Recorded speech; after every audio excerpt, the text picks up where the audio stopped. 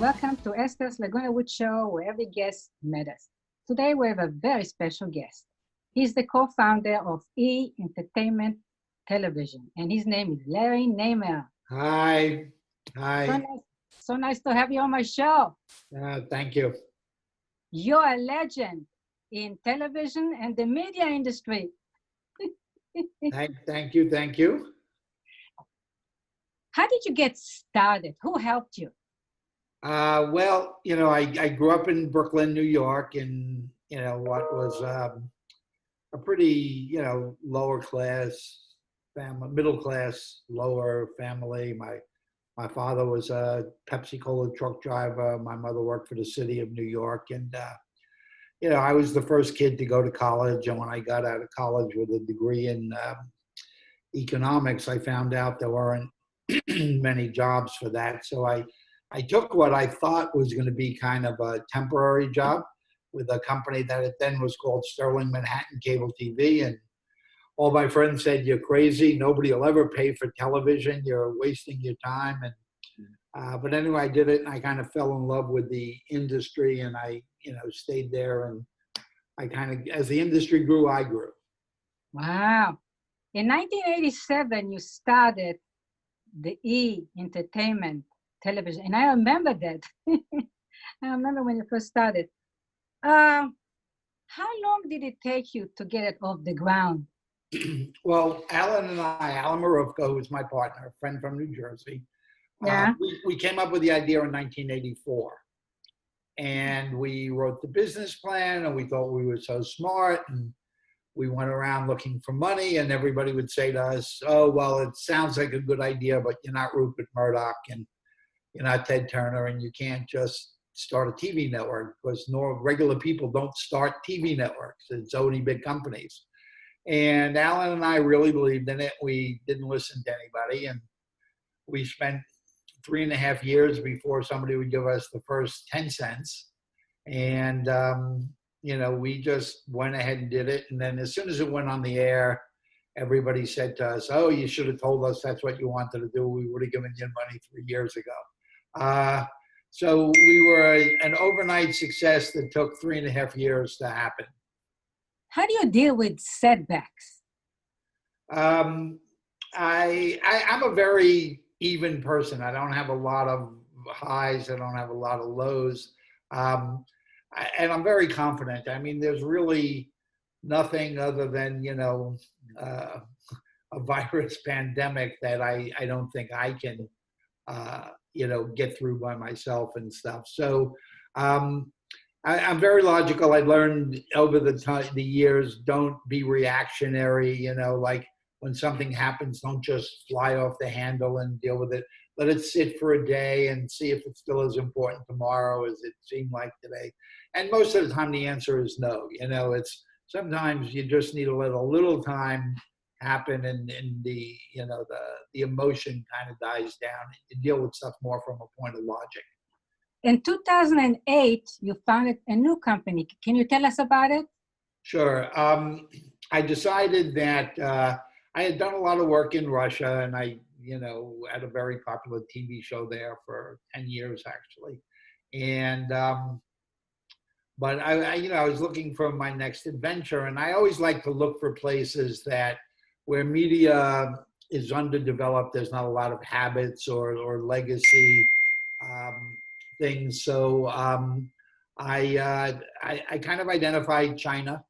And I said, there's no question the economy is going to be huge, and the media business will grow, and it looks like a great place to be.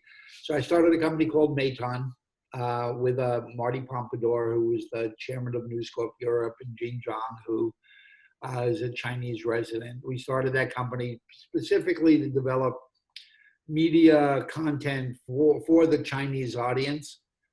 In Mandarin, the big difference between us and everybody else is we realized early on you have to develop in Chinese language, and you have to develop very specifically for the Chinese audience. Wow, there are a lot of people there. So, 1.3 billion. Wow, there's a lot of potentials. Yeah, it's 3 times, 4 times bigger than the U.S. And and huge potential, especially, because there were no pent up buying habits. People weren't, allied with brands yet and stuff. So, in the US, if you have a great new idea and you got to pitch, the standards, the Pepsi Colas or the thing, they tend to stick with the tried and true because they go, okay, so if we invest this money, maybe we could affect the market share by 0.1%. In China, if you have a good idea and it hits, you could change market share by 3, 4, 5 points.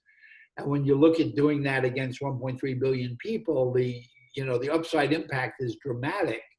So you get to do a lot of more experimental stuff there because the money is looking for those big dramatic changes.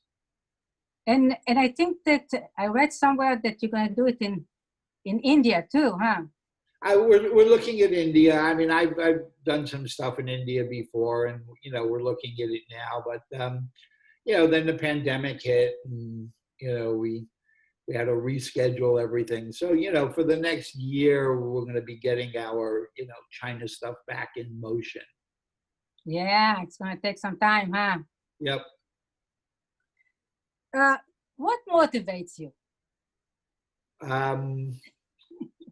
Creativity. I mean, I like doing things that, pop into my head. And, particularly when people tell me their crazy ideas, it probably motivates me more and stuff like that. So, that's it. I mean, these days I'm very, very focused on, being a good citizen of not just the media world, but, of the planet, and being respectful of not just people, but the planet that we live on. And, so these days I really look for, where could I be helpful?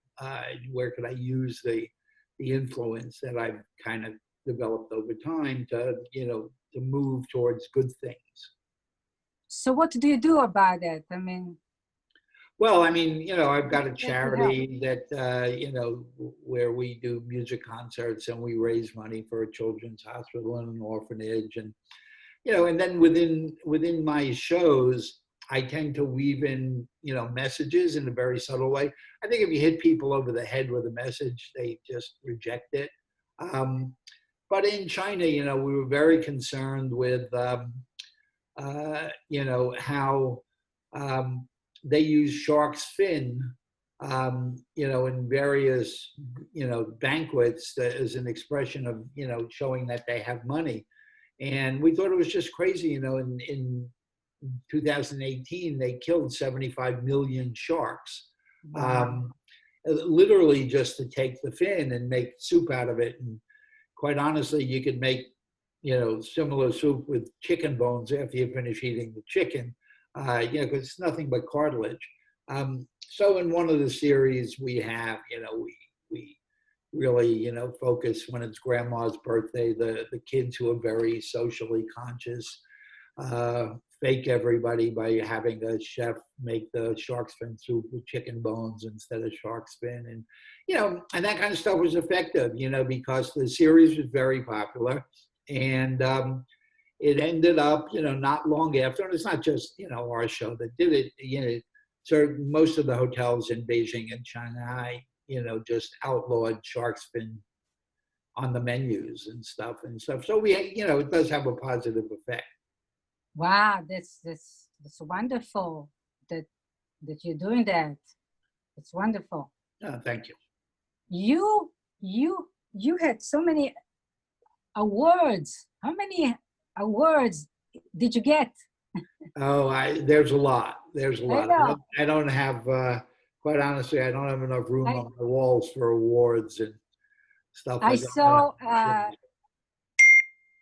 Aaron Spelling award you had, an Aaron Spelling award. And yeah, I've been getting, I must be getting old, or because people are I'm beginning to get a lot of stuff for quote lifetime achievement.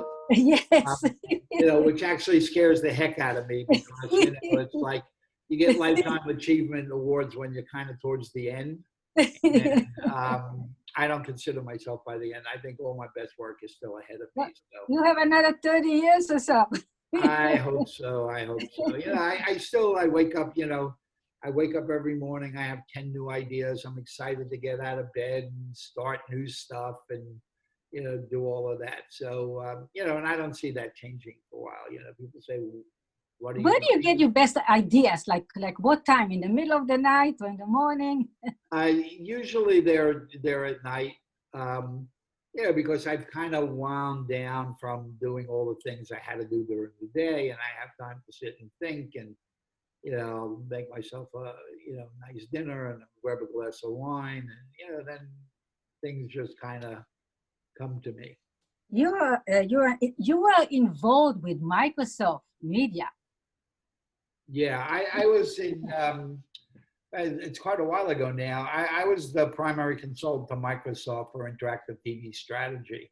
And it was a real interesting time for me because I was one of the few, and I still am one of the few people in Hollywood that, really don't have one particular discipline, but have multiple disciplines. I mean, my schooling was in economics, so I've got, financial background. And, most of my life I've been a creative. But also, my last job in New York was they put me in, I worked for Time Inc. then. They put me in charge of corporate development, and it was basically how to utilize all this new technology, communications and media technology, for all sorts of different purposes, other than just entertaining people. So, back then in pre-internet, we were doing data communications, remote medical diagnostics, all kinds of different things back then. So I've always, had this one foot in the tech world. So, and then particularly when I had this opportunity to work with Microsoft, I mean, it was amazing for me because, these are, geniuses that work there.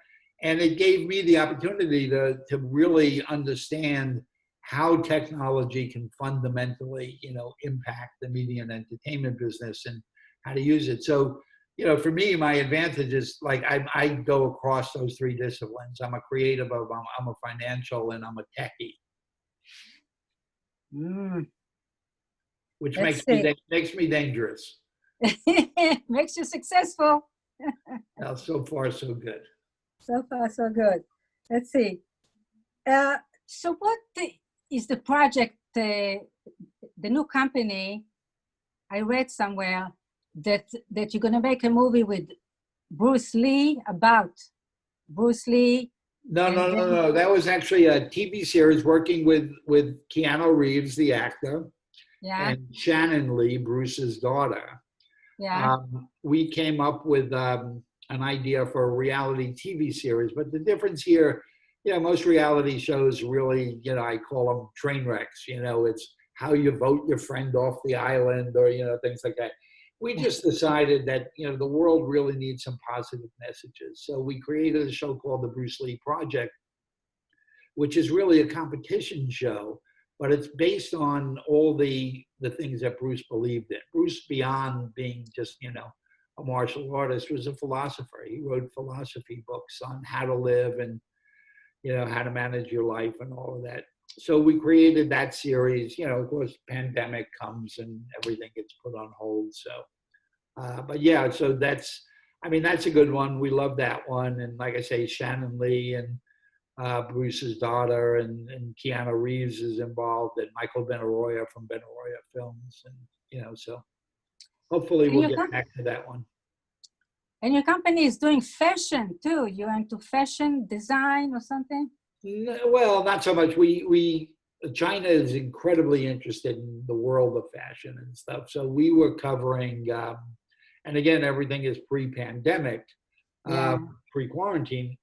Yeah. We were covering, the major fashion events around the world, like, Milan, New York, and London, et cetera. But from the point of view of the Chinese audience, so I would have a Chinese host who spoke in Mandarin, and we would go and, interview the designers and look at what's new. But it was all done from the perspective of what does the Chinese audience want to know about it.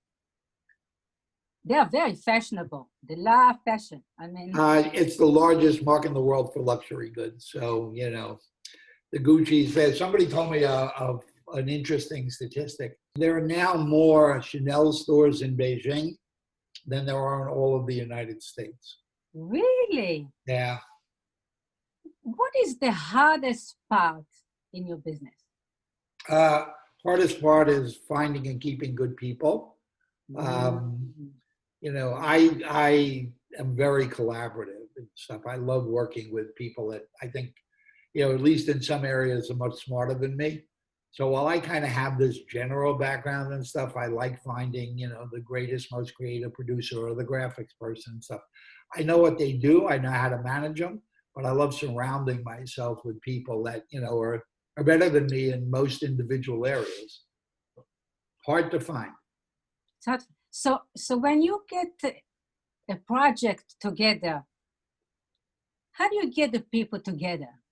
I mean, well, you know, for me, it's actually become easier because after you do E, everybody thinks you have some magic formula and stuff. So they want to work with you. They want to finance you. So, you know, I could put out a notice on my Facebook page or my LinkedIn and say, I got a new project and I need whatever.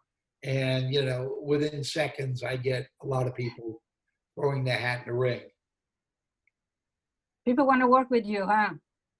Yeah, like I say, they think I have some magic formula, which I don't, but I'm not going to tell them that because it's Maybe it's your personality. You're nice, you know? maybe that's it. People feel comfortable with you. I hope so. Is there anything that you want to do that you haven't done yet? Well, I have a movie that I've been working on for several years. It's called Empress. When I started doing stuff in China, I realized that China actually had one woman ruler, and she presided over, you know, an era that most people still think it was the most prosperous and, you know, and progressive in Chinese history. So, yeah, you know, going back 4 years, I said, I want to do this movie, and I really would love to do this movie using American-born Chinese and Canadian-born Chinese, because I want to do the movie in English. If I do it in Mandarin and I subtitle it, maybe 1% of people will ever go see a subtitled movie. But if I do it in English and it's interesting, I might actually get people to learn a little bit about Chinese history, Chinese culture, and whatever. So when I told people that I want to use American Chinese and Canadian Chinese, because the accents are fairly similar, everybody said, Larry, you're out of your mind. You know, you have a lot of crazy ideas, but there's no way you can make a movie with all Asian actors and it be successful. And you know, and then Crazy Rich Asians came out, you know, last year, and it was hugely successful. And people started coming back and saying, hey, you know, that crazy idea you had, maybe it's not so crazy. So I found a book called Empress, written by a Western woman, written in English, and we bought the book rights. And we had Ron Bass, who won the Academy Award for Rain Man and co-wrote Joy Luck Love. So he wrote the screenplay. And we're going to, you know, make that movie. And you know, giving it the Hollywood slant. You know, in China, she's George Washington. She's this historical figure. You know, in our movie, she's a woman struggling to make it in a male-dominated society, which is a very timely, you know, global theme that, you know, people could relate to anywhere in the world. So once this quarantine is over, we'll get back to trying to make that movie. Yeah, back to normal, huh? Yeah. You have a son. Do you want to talk about your son? Sure. I have two of them. Oh, two of them. One of them had cancer. My son, John, when he was 15, was diagnosed with brain cancer, a tumor on his brain. And how did it start? I mean, did he have headaches or? Yeah, it was, you know, his mom and I were not living together at the time. And, you know, she called me up and said, hey, I think John is either drinking or doing drugs. And, you know, I said, if you told me my daughter was drinking and doing drugs, I would say, yeah, that's probably true. But I said, John is just not that kind of boy. I said, what's the problem? She said, well, I'm watching him try and do his homework. He can't get the pencil on a line and blah, blah, blah. I said, well, maybe he needs glasses. Take him to an eye doctor. So she went, took him, and they said, yeah, he needs glasses. They gave him glasses, but he still had the problem. She went back and they said, well, it's not just glasses. He has a muscle disorder in his eye. And, a week later, she realized he still had the same problems. And she went back to the eye doctor and said, listen, that 80% of what you're saying makes sense, but 20% doesn't. I've been doing web research and, can you test him? And they said, no, lady, you're putting him through this stuff for no reason. It's a muscle disorder in his eye. I know this. I'm a doctor, blah, blah, blah. Anyway, she kept pushing him until they finally tested him. And, by that time, very quickly, he had lost some of his speech. He had lost some of his movement on his right side. And, they tested him, and sure enough, it showed up right away. And, we managed to get him into an experimental program. And he was kind of a miracle kid. He got through it, and he's still around and a pain in the butt, and, but he's doing okay. It's like nothing happened. Yeah, like I say, he was kind of a miracle kid. He was supposed to get first surgery, which he had several surgeries, and then they were doing chemo, and then they were doing radiation, and they thought like his entire treatment would last, well over a year. But after just a few months, they said, we had high hopes for all this new stuff we're doing, and we hope to shrink it and then control it, but it went away. So whoever you got is, go home and thank them and take your kid and get out of here. So yeah, he's a miracle kid. Without a surgery? He had 3 surgeries, and then he had a few rounds of chemo, and then they did some radiation to try and blast away whatever was left of the tumor. But all in all, it all worked. They admitted, they said, look, we really don't know why it worked as well as it did, but it did. So go home and enjoy your life. Did it change you in any way? Oh yeah, when your kid, particularly when your kid is 15, or less, and you get that word that your kid's life is in danger. It makes you put all your little stuff that you thought was so important, you put it all behind you, and you just get this focus that I will do whatever I need to do to get my kid through this, and through that process, you really begin to realize what's important and what's not. And I think that's probably one of the reasons why I'm so even when it comes to stuff. It's people go, oh, we lost so much money today, and I'm like, yeah, but we're still alive. Yes, we have our health and we are still alive. So like I say, I don't have a lot of highs. I don't have a lot of lows. I just look at stuff and I'd say, in the big picture, in the long run, what does this really mean? Is it going to change my life good? Is it going to change my life bad? And most of the time, the answer is just sit back and wait a while and it'll level out. Do you have any regrets? Do I have any regrets? Yeah, loads of them. I mean, in business, there were certain things that I thought were great that I started doing that turned out to be not so great. On the other hand, I had some great ideas that I was too busy doing other stuff that I didn't do. On a personal level, I'm still single. I mean, there was one girl who was the greatest girl, and she wanted to get married, and I wasn't ready. And and I look back on that, and I want to kick myself in the butt for that. But other than that, not much else.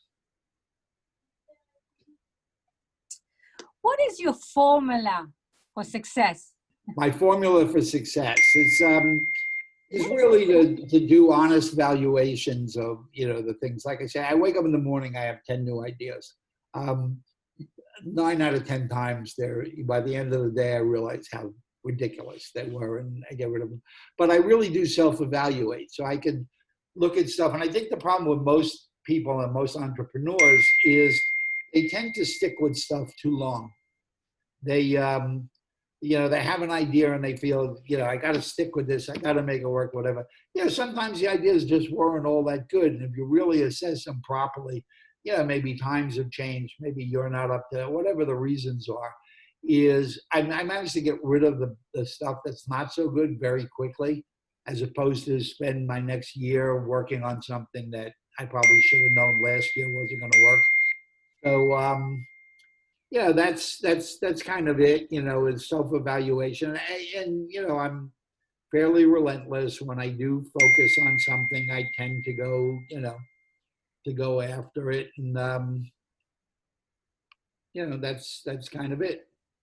When you have your ideas, do you write them down all the time? No, I don't write stuff down. And I'm not big on research either. People find that odd. They go, okay, we'll take this idea and we'll go to research or we'll do that. And I find that, most of the time, people are not terribly imaginative when it comes to new things. And when you try and present them concepts that, they never, really considered, they can't visualize what you have in your head. And, asking them, well, what do you, if we would have listened to people with E, they were like, oh, come on, no, who will ever watch that? And, so I just kind of go with my gut on a lot of stuff. Yes. If the idea is good, it stays in my head. I don't need to write it down. Okay. What is your greatest achievement?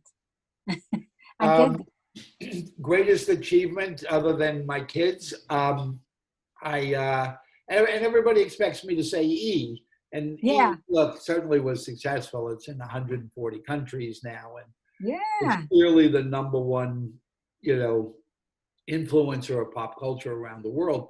But actually, that's not what I'm most proud of. I actually, working in China, I realized that there's this incredible thing that goes on. And, it's what happens when you have incredible economic growth in a very short period of time. And people's social skills don't grow as quick as their bank account. There's so many funny things that happen. So I decided that I'm going to start writing comedy.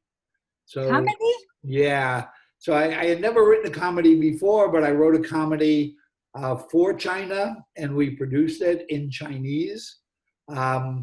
It ended up running in China 70 episodes, 70, and it was nominated as the best comedy in the best comedy category at the Asia TV Awards in Singapore. And interesting, it was the only comedy from China that was nominated. And I said, now, here I am writing a comedy that I've never done before, for a culture I didn't grow up in a language that I really don't speak terribly well. That's an achievement. Wow. And, we didn't win the award. Just being nominated was just, I still find it incredible and amazing. We are running out of time. Went by so fast. Sure. Thank you so much. Okay. Thanks for having me. Thank you. Bye-bye. Thank you for watching. And next time, we'll have another interesting guest. Thank you. Bye.